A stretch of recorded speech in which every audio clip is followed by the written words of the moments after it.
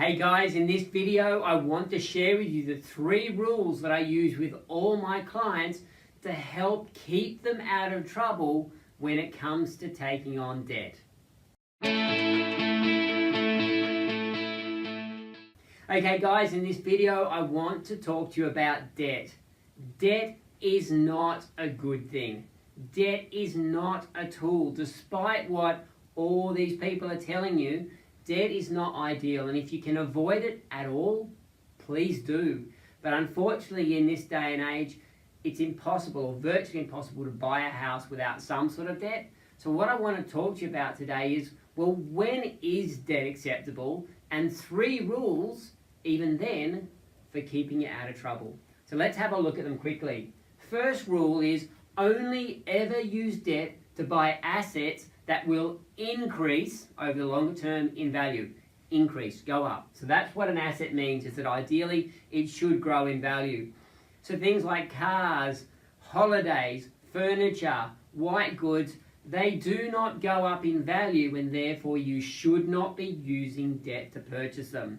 But if you use debt to buy things like a house, a business, a good business, good investments, quality investments, then if done conservatively, it can work out okay and it can actually work for you. Okay, so first thing, debt must only be used for assets. Second thing is, when you take on the debt must be smaller than the value of the asset. So if you're buying a house, and let's say the house is worth $400,000, your loan really should be way less than $400,000. Ideally, it's only $200,000 or $300,000.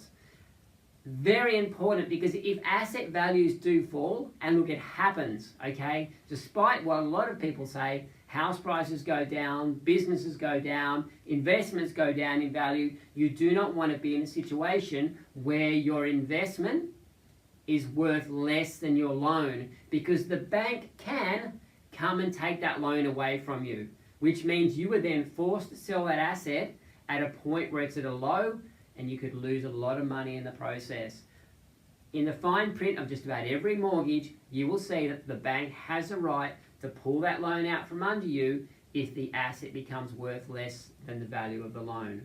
So please, from the very word go, when you're taking on a loan, make sure that the asset that you're purchasing is worth quite a bit more than the debt. The last one, and this is the most important one, so assuming we've got these 2 right, it must not place a strain on your household budget. You should be, whenever you take on any sort of debt, you should be looking at, here's my income, here are all my expenses, have I got capacity in my budget to take on this loan? And if I have, how much loan can I afford to take on without it causing me stress? Really important. Right now, 1 in 4 Australian households with a mortgage are in mortgage stress, which means they have more money going out than money coming in. And unfortunately, with interest rates at 4%, the only way for interest rates to go over the longer term is up.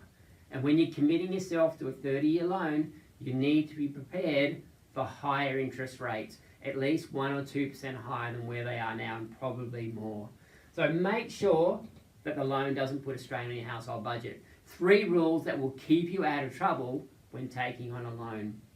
I hope that made sense. Look, I'm passionate about this stuff. You can probably tell I've spent 15, 20 years working as a financial coach and a financial advisor, and I'd love to share this information with you. Now, if you are interested in saving money, if you're interested in spending less, if you're interested in breaking the paycheck cycle or paying off debt, or achieving lifestyle goals that are really important to you, can I encourage you to subscribe to this YouTube channel? Every Tuesday and Thursday, we will release videos about managing your personal finances. So please, subscribe below, and I look forward to seeing you in the next video.